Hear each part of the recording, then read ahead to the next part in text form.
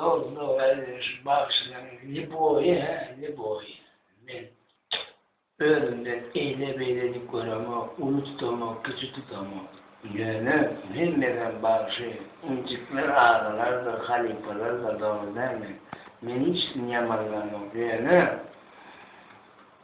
hemmeden de hormatım koyan, bir hormat koyup silah, bilen hormat koyar. Karnın ezan içinde sileyanın başına.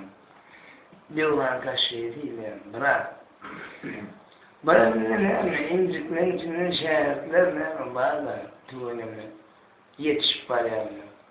Biz sileyanın duvarda sileyan. Kararlar ne mi kararlar?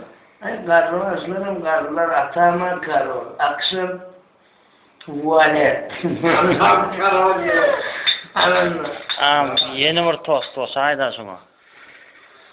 Ne onun anlayacaksın dine toyculukta atmışsın, toyluk atmışsın. İyi balık oldun.